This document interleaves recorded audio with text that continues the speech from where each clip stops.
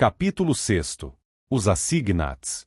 Quando, na manhã do dia 7, os novos hóspedes das Tulherias começaram a procurar uns aos outros nos aposentos desmantelados e escuros onde, doravante, teriam de viver, já uma multidão alvoroçada e curiosa havia invadido os pátios e as entradas.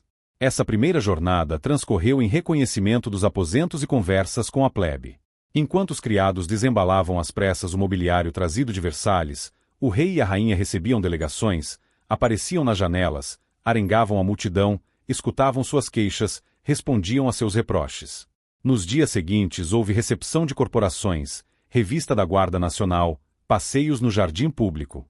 Parecia que as cenas de Versalhes tivessem sido um mau sonho dissipado.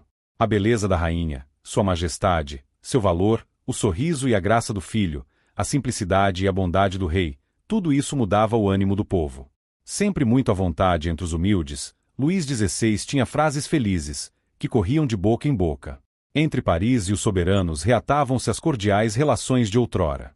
Estou bem, fique tranquilo, escrevia Maria Antonieta a Merce Argential. Esquecendo onde estamos e como viemos parar aqui, devemos estar contentes com o espírito do povo, sobretudo esta manhã.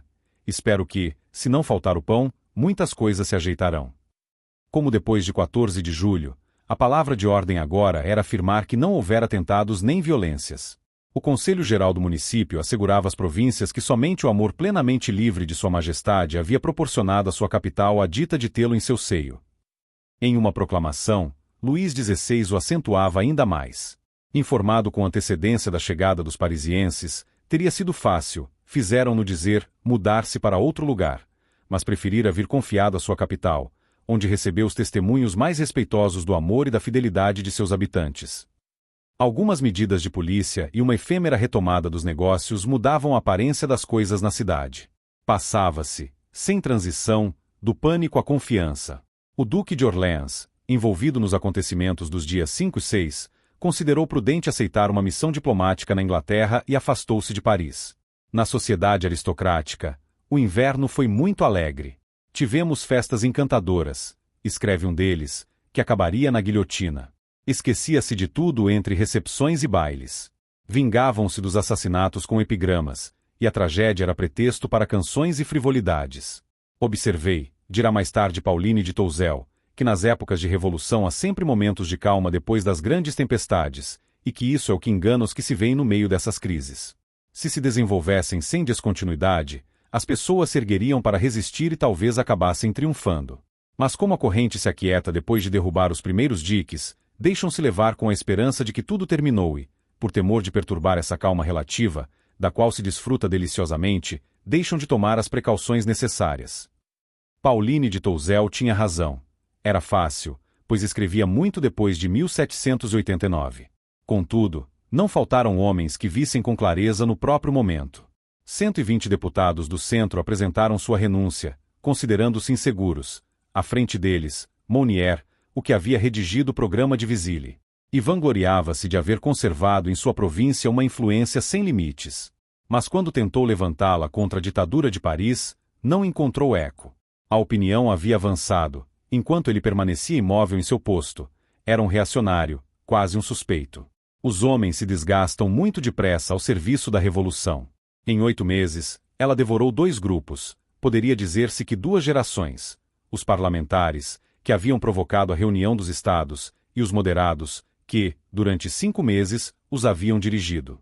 Os parlamentos haviam imaginado que teriam o direito de registrar os éditos da Assembleia, como faziam com os éditos reais. Logo souberam, às suas custas, que a soberania popular é muito menos paciente do que a soberania pessoal. Mal se moveram, foram suspensos de suas funções, como prenúncio de que logo seriam suprimidos radicalmente. Aos moderados, desprovidos de eficácia, de força, de crédito, também não restava mais do que partir derramando algumas lágrimas. Essas eliminações sucessivas dos mais conciliadores pelos mais violentos são a lei própria da Revolução até 9 de Termidor. Se deixa de lado a lenda, a fraseologia e o romantismo com que ordinariamente se relatam esses acontecimentos, é fácil observar que todo o mecanismo do período revolucionário consistiu em deixar que os partidos avançados tomassem as rédeas e que o motim dirigisse a política. Os constituintes apelaram às facções turbulentas da capital contra a corte e contra os privilegiados. Deplorando, no fundo, os excessos cometidos desde 13 de julho, fecharam os olhos, porque queriam manter em reserva as forças dos clubes e dos subúrbios. E, depois, ficaram prisioneiros de sua aliança, prisioneiros da fórmula "não temos inimigos à esquerda", que haviam aplicado tácita, mas docilmente. Depois dos parlamentares e dos moderados, chegará a vez dos fudenses, dos girondinos, dos dantonistas. Todos passarão pela mesma provação, até o dia em que a revolução, diante de dificuldades insuperáveis, matar-se-á a si mesma ao matar Robespierre. Todas essas depurações se fizeram do mesmo modo. O procedimento consistia em ter nas mãos o município de Paris, e por ele, pelas seções, pelos clubes e pela imprensa, manter nos bairros exaltados uma agitação contínua que, no momento oportuno, era lançada contra tal homem ou contra tal grupo. O medo dos complos, o medo da traição e o medo da fome são os grandes motores das insurreições populares, das jornadas que acabam por intimidar as assembleias revolucionárias, cheias, como todas as assembleias, de homens fracos e sem firmeza. Dessa forma, a inquietação passa a ser sinal de patriotismo. Os patriotas são, por definição, inquietos, e aquele que se tranquiliza já é suspeito. Agustin Cochin, que foi o primeiro a analisar profundamente essa formação, ou melhor, essa deformação, do espírito público, cita um relatório de Saint-Just, que dá uma ideia clara dos prodígios realizados nesse domínio, e até que ponto de frenesi e de credulidade podem chegar os puros, os sólidos, os da última hora, os que haviam guilhotinado todos os seus predecessores. Vejam-se algumas linhas desse relatório. Em 1788, Luís XVI fez imolar 8.000 pessoas de diversas idades e sexos em Paris, na Rua Meslay e sobre a Ponte Nova. A corte repetiu essas cenas no Campo de Marte. A corte enforcava nas prisões. Suas vítimas apareciam afogadas no Sena. Havia 4.000 presos. Anualmente eram enforcados 15.000 contrabandistas. Submetiam-se à roda 3.000 pessoas. Havia em Paris mais presos do que hoje. 27 de fevereiro de 1794. E isso, que foi dito na tribuna da Convenção, foi aplaudido, impresso, enviado às menores aldeias, comentado, repetido, adornado. Os fiéis dos clubes podem acreditar em tudo, os demais não se atrevem a dizer nada. E, como diz Agustin Cochin, todas essas histórias têm uma vitalidade incomparável. Das conjurações inventadas, dos massacres fabricados, dos falsos alarmes, subsiste um temor vago, mas tenaz. Calúnias enormes, tão famosas quanto a do Pacto da Fome e a dos tormentos da Bastilha, foram lançadas com tal potência, que ainda vivem sem sombra de fundamento. Excitação metódica da opinião, pressão da rua sobre as autoridades nominais. Esses são os dois mecanismos do verdadeiro governo revolucionário, o dos clubes. Nesse inverno, quando ainda não haviam conquistado toda a França, ainda havia meio de resistir-lhes. Mas, diante desses poderes anônimos, parecia que o rei e seus conselheiros estavam como desamparados, sem saber o que fazer. Perdiam-se em intrigas pueris, sem se dar conta de que o único meio de salvação era enfrentar o perigo, opor propaganda à propaganda, opinião à opinião. Não era preciso, para isso, um gênio. Bastaria um programa de reformas, caráter, continuidade de ideias. Na falta de uma adesão raciocinada, a monarquia conservava no povo um enorme poder sentimental, que durante muito tempo ainda se manifestaria em faíscas isoladas, e que poderia ter sido utilizado, em vez de deixá-lo consumir-se em labaredas inúteis. É certo que a tarefa política assim colocada não era brilhante, mas, começada a partida nesse terreno, era preciso jogá-la segundo as regras. A Assembleia, instalada no Picadeiro, depois de dedicar alguns dias ao arcebispado, havia continuado os debates sobre a Constituição. Governo, administração, justiça, impostos, distinções sociais, estatuto do clero, direito civil, direito penal, tudo isso, que constitui a própria base das sociedades, tudo ia ser posto em discussão. Mas, enquanto, para vencer uma votação, os partidos avançados não recuam diante de nenhum meio, por mais grosseiro que seja, os amigos da corte e os moderados não mostram senão indecisão, divisão e brandura. Tumultos e alvoroços nas galerias, ameaças, manifestações exteriores, desfiles de peticionários. Essas são as armas usuais da esquerda. E sobre essa assembleia excessivamente numerosa, cheia de homens de boa vontade, mas desprovidos de sangue frio e corrompidos pelo enfático, essa estratégia de aparência popular tem êxito infalível. Os aristocratas, nobres e prelados afastam-se ostensivamente daquele mau lugar. Se apresentam, é para rir, falar alto, lançar impertinências, azedar com suas atitudes os adversários e as tribunas. Os moderados ficaram muito enfraquecidos com a demissão dos 120, que quase todos foram substituídos por outros, novamente eleitos, de opiniões mais radicais. Tentam então constituir, diante do clube da esquerda, os jacobinos, outro clube rival, o clube dos imparciais, depois clube monárquico, que, conservando os princípios constitucionais, devia combater diretamente, ou por meio de sociedades filiais, as campanhas e planos dos jacobinos. A sociedade monárquica não chegou a celebrar mais do que 2 sessões. A primeira, denunciada por todos os jornais como contra-revolucionária, e a segunda, impedida e dissolvida pela populaça.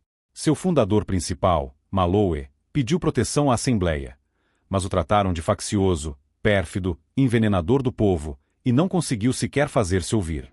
Para onde quer que se olhe, encontram-se homens honrados, laboriosos, eloquentes, às vezes entusiastas, mas nenhum chefe.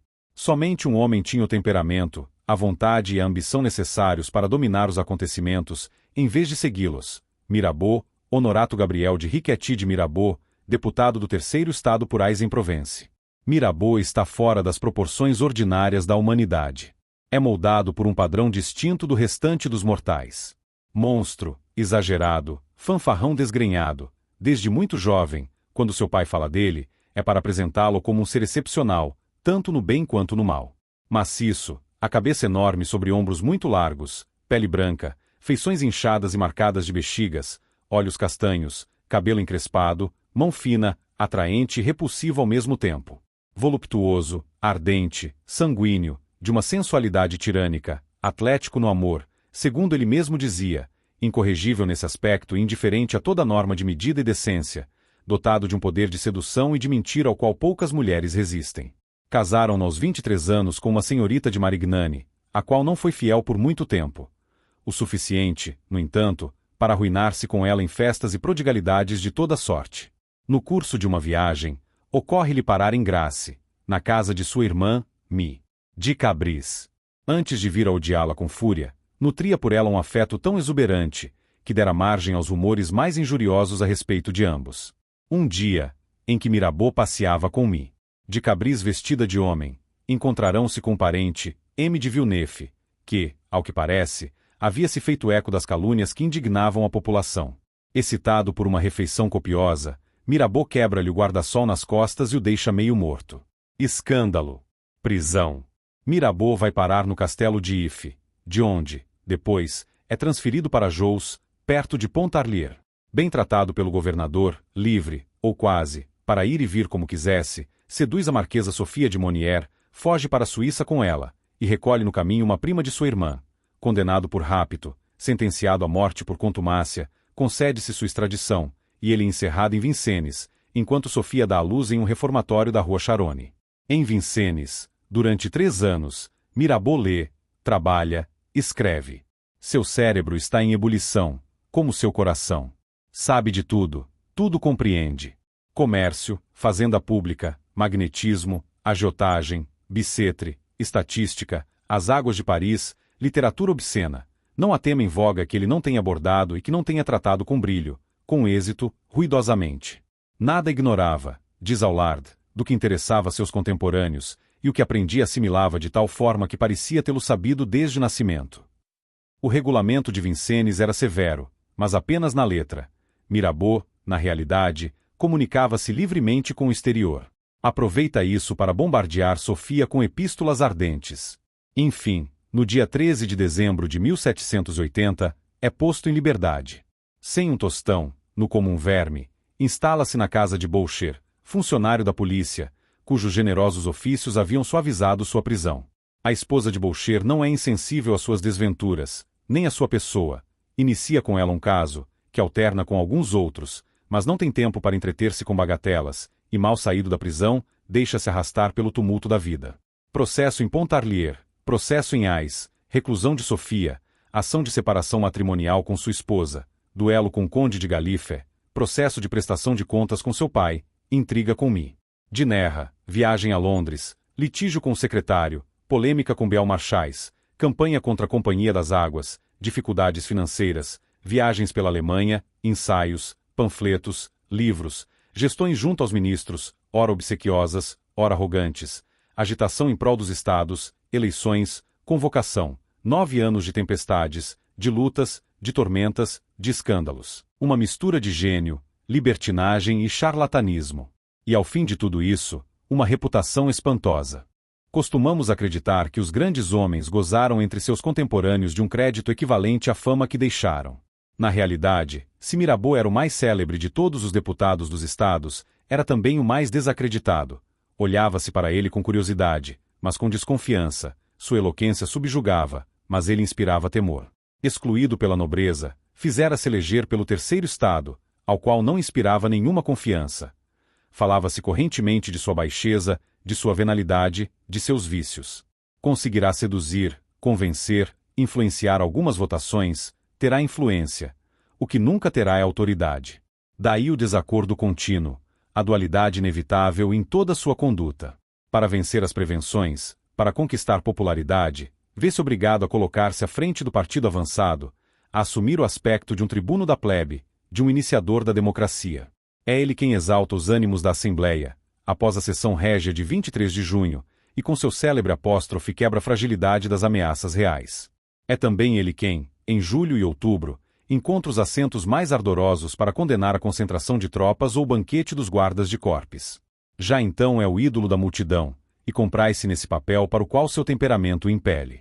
O estrépito, os gritos, o contato com as massas, tudo isso lhe aquece o sangue, o embriaga, o arrebata. E, no entanto, é monarquista. Mais ainda, tem uma doutrina monárquica, tem um plano de ação muito sólido, muito refletido, que jamais abandonará, e que se esforçará por fazer adotar por Luís XVI, convencido, com justa razão, de que é o único meio de sustentar e consolidar o trono. Um dia, na Assembleia preparava-se para exigir sanções severas contra os amotinados que haviam saqueado o hotel de Castries. A direita, crendo, equivocadamente, que ele buscava tomar a vez de fala de um de seus membros, protesta violentamente contra sua presença na tribuna.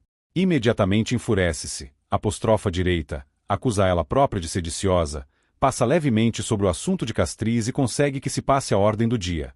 Isto é, que se enterre a repressão. Esta é, em miniatura, a imagem de todo um ano. Nos últimos dias de maio, Mirabeau encontrou-se com Maloe e lhe disse: "Venho até você confiado em sua reputação. Você é um dos amigos de uma liberdade prudente, e eu também.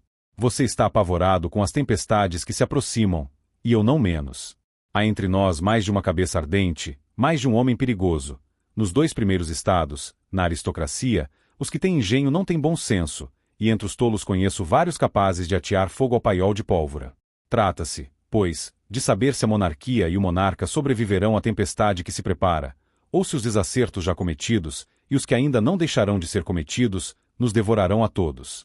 Sei que você é amigo de M. Necker e de M. de Montmorin, que constituem quase sozinhos o conselho do rei. Desejo conhecer seus propósitos, e me dirijo a você para obter uma conferência. Eles devem ter um plano de adesão ou de oposição a certos princípios. Se esse plano for razoável dentro do sistema monárquico, comprometo-me a sustentá-lo e a empregar todos os meus meios e toda a minha influência para impedir a invasão da democracia que avança sobre nós." Teve lugar a conferência. Necker mostrou-se desde o início tão frio, tão distante, tão reservado, que Mirabeau, aborrecido, retirou-se sem ter pronunciado mais de 4 palavras, e, vendo que não queriam ouvi-lo de bom grado, esforçou-se em fazer-se temer: "O seu homem é um tolo. Ele vai saber quem sou eu", disse a Maloe. E cumpriu sua palavra. Um mês depois, Mirabeau entra em relação com um grande senhor belga, passado ao serviço da França, o conde de Lamarck, que, apoiado em alguns feudos que possuía no reino, for eleito deputado pela nobreza. Os dois estimam-se mutuamente, jantam juntos com frequência. O conde possui, na corte, relações grandes e pequenas, por meio das quais Mirabeau tenta restabelecer o contato. Faça com que na corte saibam que estou mais com eles do que contra eles. Mas em palácio continuam surdos. Desprezo, rancor, desconfiança, pouco importa. O fato é que essas insinuações permanecem sem resposta, e que Mirabeau se irrita ainda mais. Que atitude posso tomar? O governo me rejeita, e não posso fazer outra coisa senão unir-me à oposição, que é revolucionária, ou arriscar perder a popularidade, que é minha força. Os exércitos estão frente a frente, é preciso negociar ou combater. O governo, que não faz nem uma coisa nem outra, entra em um jogo perigosíssimo. E, em outra ocasião, tudo está perdido. O rei e a rainha perecerão nisso e, você verá, o populacho arrastará seus cadáveres. Sim, sim, eles os arrastarão. Você não compreende bem todos os perigos da situação deles. Seria necessário, no entanto, fazê-los ver. Chegam as jornadas de outubro.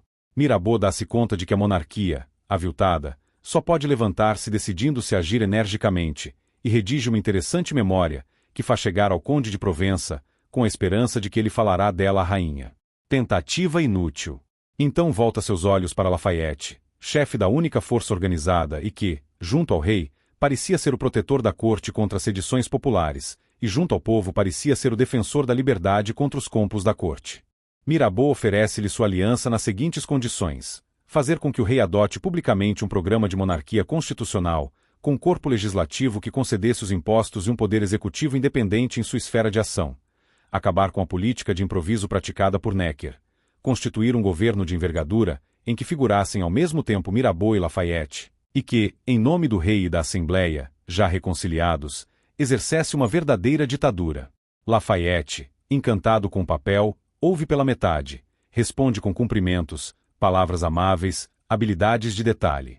E, entretanto, a negociação transborda, e em 7 de novembro a Assembleia declara incompatíveis as funções de ministro e as de deputado. Era preciso recomeçar, e em condições muito ruins.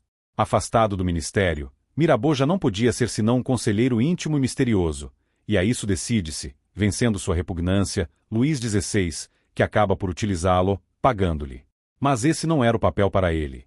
Primeiro-ministro, representante do trono, Mirabeau teria podido, à plena luz, postar-se na brecha que ele próprio abrirá e defendê-la com toda a energia.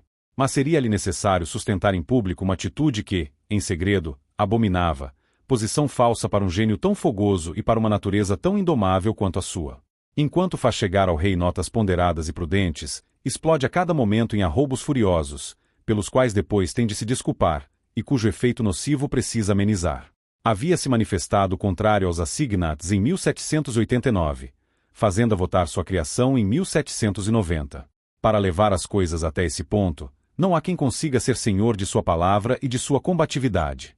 Conhecemos em detalhe os documentos enviados por Mirabeau à corte. São 50 relatórios, espaçados de junho de 1790 a março de 1791.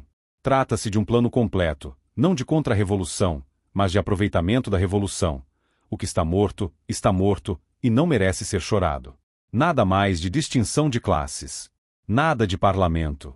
Uma monarquia moderna em que o poder real esteja obrigado a colaborar com os representantes da nação, mas estará mais seguro e será mais forte do que quando era prisioneiro das corporações privilegiadas. Se se admite essa base, basta então marchar em frente. Os meios não faltam. As ocasiões se apresentarão por si mesmas. A bola virá à mão. Mas é preciso resolver já de uma vez por todas. Que se acabem as meias decisões, as reticências, as oscilações. Que se guie a opinião, em vez de deixar-se arrastar por ela, amaldiçoando-a.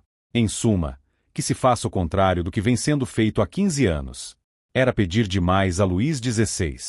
Sua educação, seus costumes, sua filosofia, tudo nele se opunha a essa mudança de rumo. Comprava os conselhos de Mirabeau, mas não os seguia. Suportava o prestígio de Lafayette, mas não o aproveitava. Dir-se-ia que se comprazia na estéril rivalidade de seus dois mentores, a fim de ter um pretexto para sua indecisão. Maria Antonieta poderia ter compreendido a necessidade de agir e forçado a isso, mas viu Mirabeau apenas uma vez. Em março de 1791, perseguido pelo ódio de Barnave, de Duport, dos Lameth e dos jacobinos, esgotado pelos excessos de trabalho e pelos excessos do prazer, caiu doente, sem esperança de cura. Morreu em 2 de abril, após atrozes sofrimentos, suportados estoicamente. O que havia ganhado a monarquia nesses 18 meses de trégua? Uma ou duas grandes manifestações de lealdade, aclamações delirantes no dia da Federação, 14 de julho de 1790, primeiro aniversário da tomada da Bastilha. Alguns parágrafos da Constituição um pouco menos lesivos para a prerrogativa régia. Uma aparência de segurança, era tudo. Mas isso não era nada.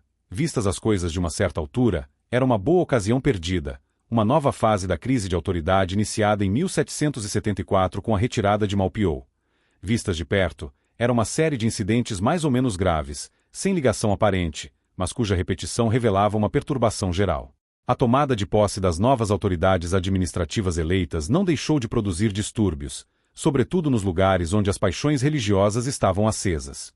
Mas mais inquietantes foram os motins militares, repetição agravada do que ocorrerá com os guardas franceses. O ministro da guerra, Latour du Pin, era um homem bom e um bom soldado, mas fraco, sensível, muito de seu tempo. Um desses homens, diz Madeleine, que tentam apagar um incêndio com uma esponja. Para a Assembleia, o exército era uma força reacionária, da qual convinha desconfiar, e, como para acelerar sua dissolução, estudava-se o estatuto de um exército novo. Mas o que era o antigo exército? Soldados, gente de todo tipo, transformados em guardiães da sociedade graças a uma disciplina férrea. Sargentos e cabos amargurados, porque viram suas promoções bloqueadas por medidas desastradas. Oficiais divididos, uns liberais, que em 1788, por ocasião da supressão dos parlamentos, haviam dado exemplos de indisciplina. Outros, cumpridores do dever, mas desarmados pela fraqueza dos superiores. Tudo isso, sem outra coesão possível senão o sentimento da honra, da hierarquia e da força. Toda uma engrenagem que, a partir de outubro de 1789, começa a se decompor. Os chefes, humilhados pelos municípios investidos do direito de requisição, tratados como suspeitos pelos clubes, não são mais capazes de fazer-se obedecer. Os mais enérgicos são denunciados pelos jornais, vaiados nas ruas e, às vezes, apedrejados ou degolados. Os quartéis tornam-se focos de agitação revolucionária, nos quais fervilham comitês de soldados que se arrogam o direito de verificar a contabilidade das unidades e de comunicar à Assembleia e ao Ministério os atos e palavras de seus coronéis e capitães. Um regimento se rebela porque querem transferi-lo de guarnição, outro saqueia a caixa do quartel e depõe seus oficiais, um terceiro cerca a casa de seu coronel. Na primavera de 1790, já eram 20 os corpos que se haviam amotinado. Nos portos militares, a situação era ainda pior. Centros artificiais, sem outra indústria senão o arsenal, sem outro comércio senão os modestos gastos dos oficiais, sem outra burguesia senão alguns homens de leis, não tardam a cair nas mãos das sociedades populares, das quais passam a ser humildes servidores às autoridades e às guardas nacionais. Como não recebem de Paris mais que vagas exortações à brandura, e estando certos de que serão desautorizados à primeira sombra de resistência, os comandantes distribuem concessões, bajulações, afirmações de civismo, sem obter em troca dessas abdicações diárias senão o recrudescimento da anarquia. Desde o final de 1789, os operários abandonam os arsenais. Em 1º de dezembro estoura em Toulon um motim geral nos depósitos e oficinas. O comandante Albert de Rions tenta enfrentá-lo, e sob o pretexto de preservá-lo da vingança, a prefeitura o prende na cadeia junto com todo o seu Estado-Maior. A Assembleia nem sequer se atreve a condenar a arbitrariedade, e logo que o conde de Rions fica livre, tem que ser enviado para outro destino. Em Santo Domingo, insurrecionam-se as tripulações da estação naval, formam um governo sedicioso. Derrotados, apoderam-se de um dos navios, o Le Leopard, e refugiam-se em Brest, onde chegam em agosto de 1790. É o sinal de uma revolta geral, que não termina até que, 5 meses depois, a esquadra seja desarmada. Os marinheiros da divisão Saint-Félix, em cruzeiro pelas costas da Índia, avisam cortesmente seu almirante que, em caso de guerra, não lutarão se não considerarem justo e oportuno. Na reunião assassinam o comandante McNamara. Onde as tropas permanecem fiéis ao dever, surgem conflitos com os novos magistrados. O município de Marsella toma posse em janeiro de 1790, e logo exige do rei que retire de lá a guarnição, o que é atendido, ficando apenas destacamentos de guarnição nos fortes. A prefeitura intima os comandantes à evacuação, sob pena de serem declarados fomentadores da guerra civil, e para apoiar seu ultimato, faz cercar os fortes por 6.000 guardas nacionais. Eles capitulam. Somente um, o cavaleiro de Balset, major do forte de São João, resiste a assinar. É degolado e sua cabeça exibida na ponta de uma lança. O informe oficial chama isso de acidente desagradável. O governo se impressiona, e a Assembleia pede ao prefeito que entregue os fortes ao exército. Como ele decide não devolvê-los jamais, tem a ideia de destruí-los. Enquanto profere protestos de submissão, 200 operários começam a demolir a cidadela, e os jacobinos decretam um tributo forçado para pagá-los. Apesar do caráter emocionante de fraternidade nacional, a festa da Federação precipita os distúrbios. Todos os regimentos estavam representados no grande desfile no Campo de Marte. Suas delegações permaneceram alguns dias em Paris, e ao retornar às suas províncias, depois de mimados e doutrinados pelos clubes, traziam as cabeças entupidas de declamações revolucionárias. Em agosto, 3 regimentos se amotinam em Nancy. O marechal de campo de Noe é preso, ferido, encerrado numa cela. o movimento se propaga a Lunéville, e os guardas nacionais do departamento aderem. Pressionada por Lafayette, a Assembleia ordena a Bouillet, segundo comandante dos 3 bispos, que organize a repressão.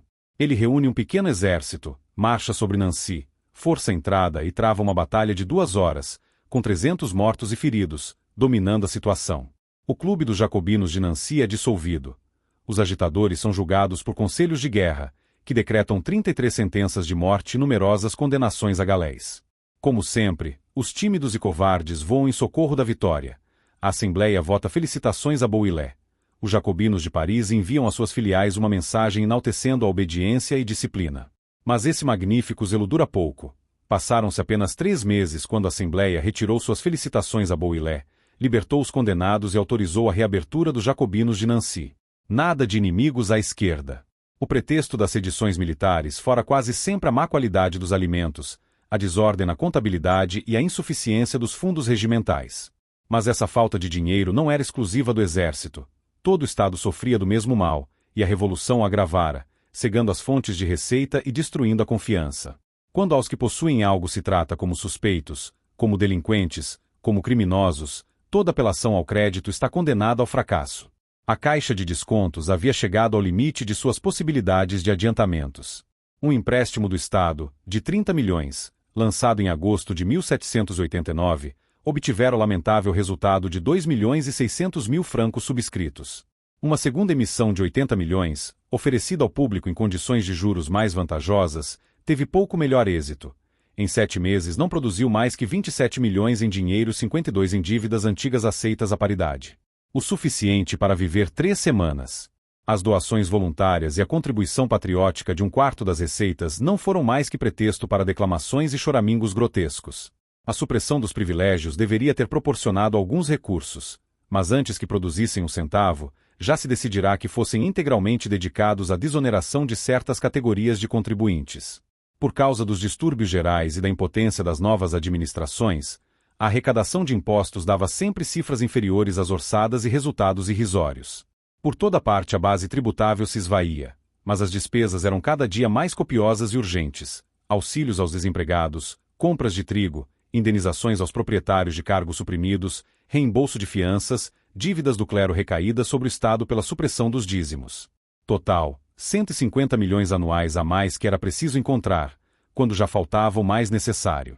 Só de um modo poderia ser preenchido esse abismo, lançando nele a fortuna dos particulares, e mais especialmente a fortuna do clero, que era algo à parte, e que a corrente geral das ideias permitia considerar como uma fração da fortuna pública temporariamente segregada dela. Essa ideia já estava no ar há algum tempo, graças a Calonne, que a concebeu e a difundiu tanto que muitos programas a adotaram. Era uma ideia tanto mais atraente quanto dessa enorme massa de bens, grande parte não servia senão para o sustento de cabildos ociosos, de abades cortesãos e de ordens monásticas em decadência. As palavras decisivas foram pronunciadas por um bispo, Taleira. Em 10 de outubro propôs a reversão ao Estado de todos os bens do clero, e seu projeto foi imediatamente adotado, completado e sustentado por Mirabeau, Barnave e Toure. Sua argumentação tinha a vantagem de ser elementar e direta.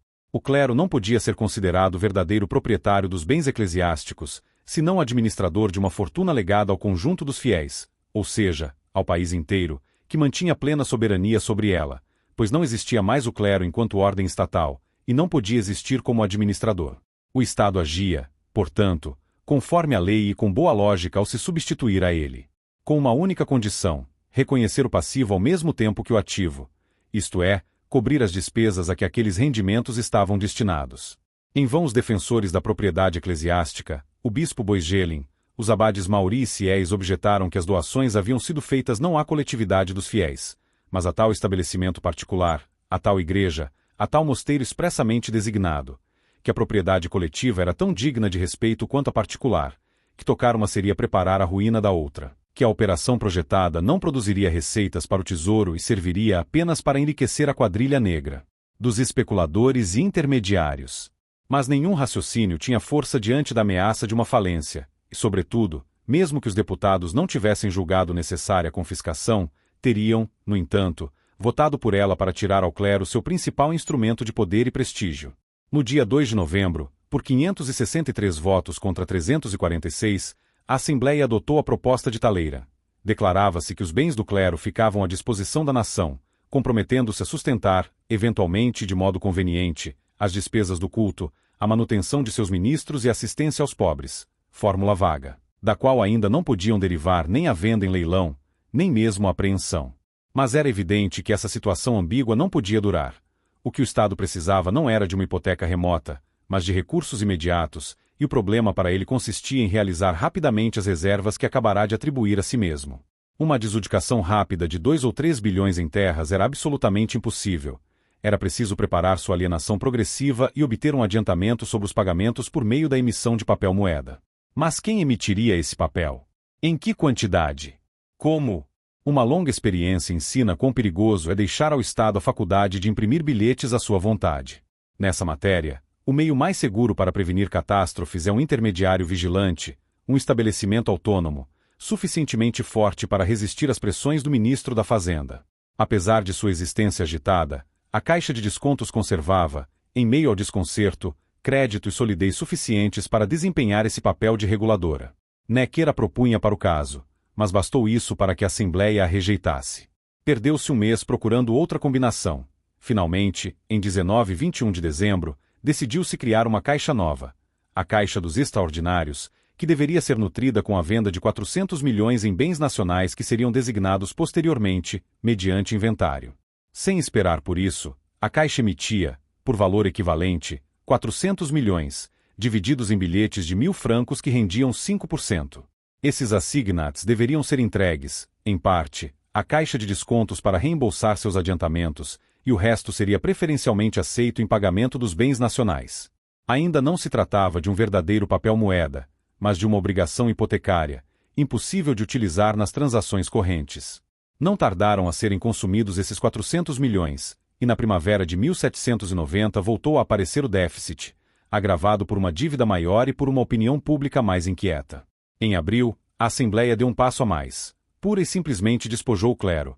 O Estado assumiu todas as obrigações. Os bens eclesiásticos confiscados ficaram doravante fora de qualquer reivindicação, e seriam dados como penhor direto dos assignats, os quais passaram a ter curso forçado e deveriam ser aceitos como moeda corrente em todos os caixas do reino.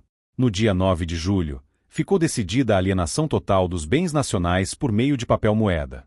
No dia 29 de setembro procedeu-se a outra emissão, no valor de 800 milhões, desta vez já sem rendimentos, para o reembolso da dívida pública. Após um ano de experimentos, a Revolução havia encontrado sua política financeira, a inflação. Quando se relêem os debates que precederam o voto dessas medidas, surpreende sua atualidade. São as mesmas palavras que já ouvimos, os discursos, os argumentos que nos são familiares. A ciência financeira não é nova. Sempre surgem os mesmos problemas e as mesmas soluções, boas ou más. Como os governos europeus após a guerra, a Assembleia não precisava ir muito longe para buscar exemplos e lições. Se o sistema de Law datava de 70 anos antes, a falência do papel americano ainda estava visível, mas nada serve para as multidões apaixonadas, e sempre se encontram razões para cegá-las. A inflação de Law e a inflação americana eram, dizia-se, inflações más e condenáveis, porque não tinham por base outra coisa senão esperanças. Para a primeira, os imaginários tesouros do Mississippi. Para a segunda, o futuro incerto de uma república nascente. Poderiam ser assimiladas a essas garantias nebulosas os 2 bilhões de boas terras francesas? Poderia imaginar-se papel mais sólido, mais sadio, mais honesto do que aquele que representasse esse tesouro? Os prudentes observavam que, se entrasse com tanta facilidade pelo caminho das emissões, não seria fácil deter-se, que o valor nominal dos bilhetes logo excederia o valor real da garantia, que esse mesmo valor não era bem conhecido, e estava, além disso, sujeito a flutuações conforme as colheitas, o preço do trigo, o aumento ou diminuição das transações. Por fim, que se uma propriedade rural é garantia suficiente para uma obrigação que fica guardada na caixa assim que é assinada, não é adequada para garantir um papel-moeda que só se mantém a condição de poder ser trocado a qualquer momento por uma quantia fixa de moeda metálica. Se um particular recusasse receber os assignats, seria possível oferecer-lhe em seu lugar um tecido de parede de uma abadia ou um pedaço de prado de um cabido, como se lhe oferecessem escudos ou luzes, no caso de um papel-moeda verdadeiro. Dentro e fora da Assembleia, Talleyrand, Lebrun, Malloy, Condorcet, Dupont de Nemours e Lavoisier prodigaram conselhos e advertências contra o assignat moeda. Impossibilidade de conter as emissões sem uma crise terrível, depreciação acelerada dos bilhetes, transtorno das fortunas, elevação do custo de vida, que vai paralelo ao aumento dos meios de pagamento, desorganização do comércio, miséria geral. Quase nenhum dos acontecimentos que se seguiriam deixou de ser previsto por eles. Dupont de Nemours causou escândalo ao anunciar o pão a 5 soldos a libra, o vinho a 16 a garrafa, os sapatos a 12 francos o par. Cometeu apenas um erro, a modéstia de suas avaliações, pois em 1796 o pão já estaria a 50 francos e o par de botas a 4.000. Aos argumentos mais sólidos e convincentes, a quase unânime protesto das praças comerciais, os partidários do assignat moeda responderam com razões de oportunidade e razões políticas.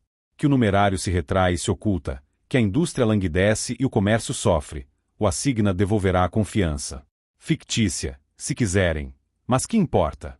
Tudo é preferível à estagnação, à estreiteza, ao desemprego. Se os bilhetes se depreciam, haverá mais interesse em livrar-se deles rapidamente. A venda dos bens nacionais se acelerará, a produção se sentirá estimulada por isso. Falam-nos, exclama Mirabeau, do aumento dos alimentos, do encarecimento consequente da mão de obra, da ruína das indústrias que isso provocará. Pois que nos falem também das centenas de fábricas que não têm trabalho, daquela multidão de operários que morrem de fome, daqueles milhares de comerciantes cujos negócios se anulam em um marasmo devorador.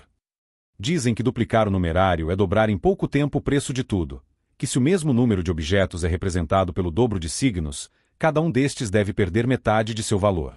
Consequência falsa, se é que alguma há.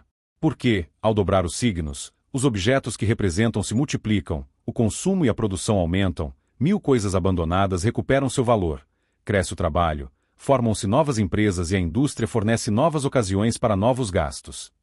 E o abade Bruce acrescentava ainda: calculastes as necessidades acumuladas da agricultura, do comércio e da indústria? Sabeis qual é a medida exata de suas necessidades, depois de tantos anos de estreiteza e opressão, quando começa o reinado da liberdade?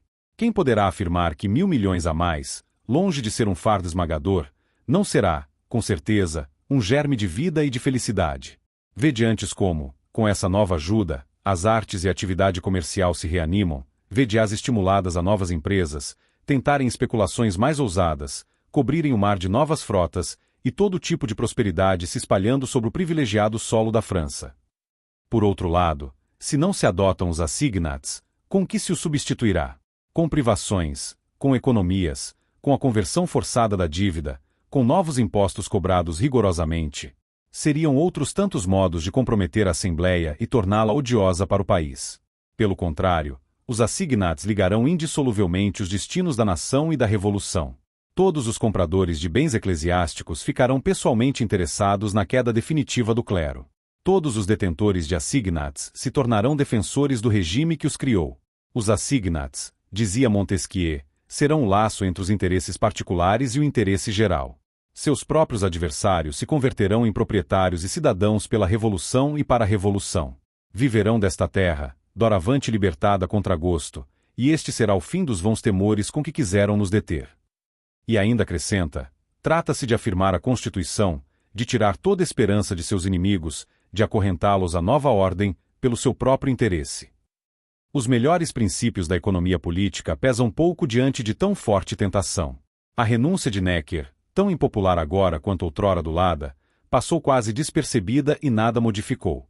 Aos 1.200 milhões de assignats primitivos, juntaram-se 600 milhões novos em 18 de maio de 1791, 300 em 17 de dezembro, 300 em 30 de abril de 1792, 300 em 31 de julho, 400 em 24 de outubro, 300 em 1º de fevereiro de 1793, 1.200 em 7 de maio, 2.000 em 27 de setembro. Em 1796, eles estarão na casa dos 45 mil milhões.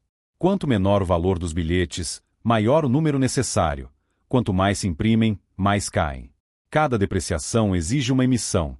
Cada emissão produz uma depreciação. De milhões a milhares de milhões, a máquina rola para o abismo. Mas para detê-la já seria necessário um valor imenso, uma vontade heróica.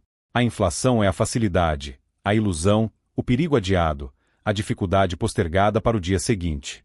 E é tão cômodo ocultar o encadeamento fatal das coisas por meio de jogos de cifras, de ameaças aos aristocratas, de declarações contra Pitt e Coburgo. Ao se depreciar, os assignats preparavam um terreno ideal para a demagogia, e cada empreendimento demagógico era um golpe contra os assignats. Com essa dupla propulsão, os fenômenos revolucionários se tornaram cada vez mais intensos.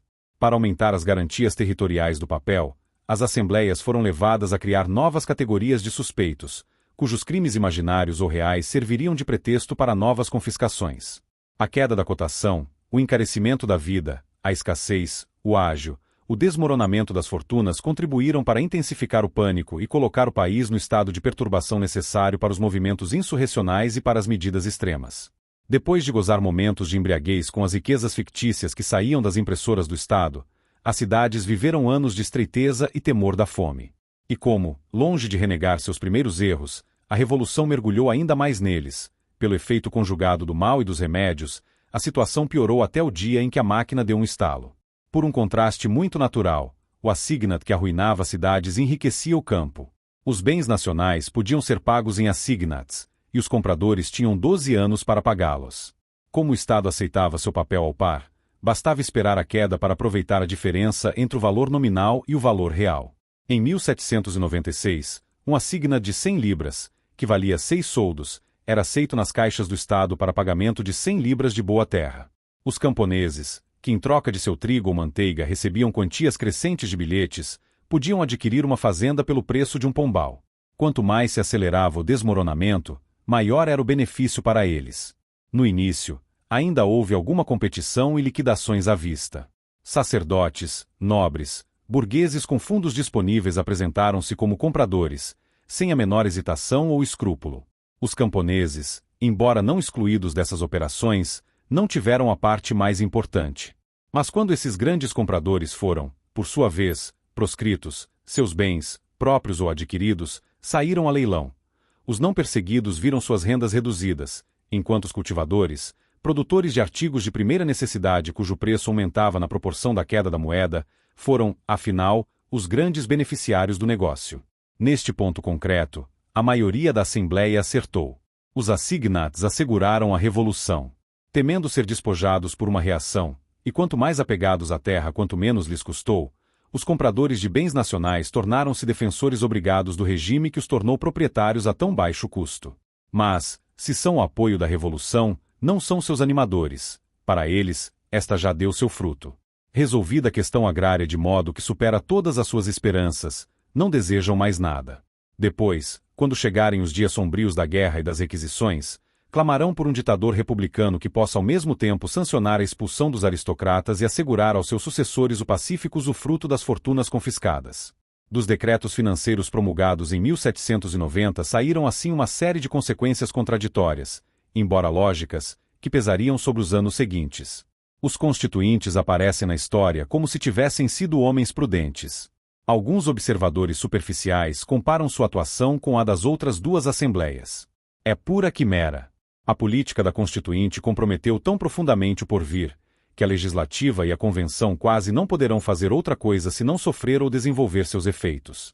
Não há entre elas descontinuidade nem desvio, mas sucessão insensível. O que uma fez, foi iniciado pela outra.